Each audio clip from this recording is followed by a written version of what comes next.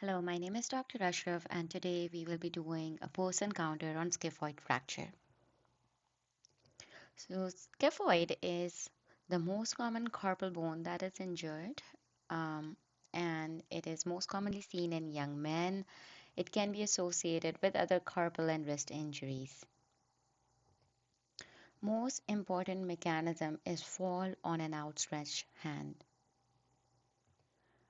These are the clinical signs and symptoms. So, pain with resistant pronation, and when you will examine the patient, there will be tenderness elicited on palpation of anatomical snuff box. For examination, you'll have to do a wrist examination. So you'll be looking at any swelling, erythema, atrophy, deformity, any scar marks. We'll be checking for tenderness, and when you will be checking the anatomical snuff box, it will be tender. There may be effusion.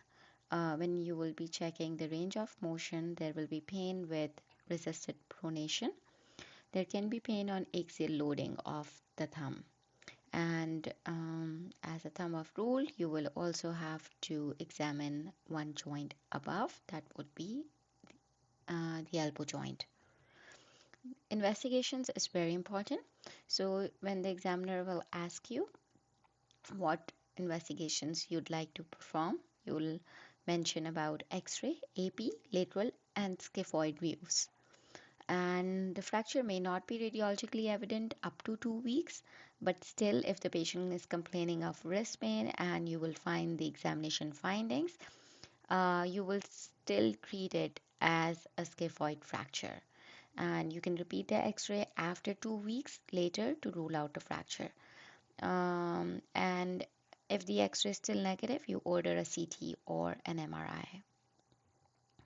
So here you're looking at the scaphoid and there is a distal transverse fracture here, and this is the waist of the scaphoid that is fractured.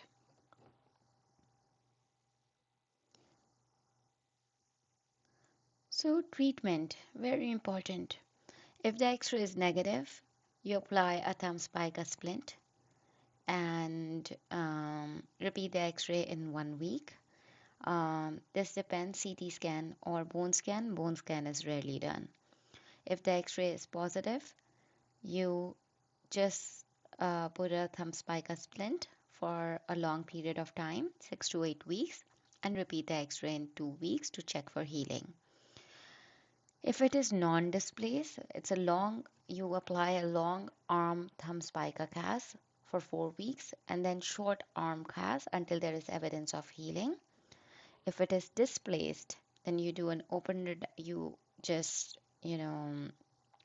um, refer the patient to orthopedics, and they will perform a open reduction and internal fixation. If it is non-displaced, then you can just refer them as outpatient. For the complications, there is non-union, malunion, avascular necrosis if it is not immobilized, delayed healing, and SNAC, that is scaphoid non-union advanced collapse, that can lead to collapse as well as arthritis of the wrist. Thank you for watching this video, and if this video helped you, please subscribe and hit the notification bell for more videos like this.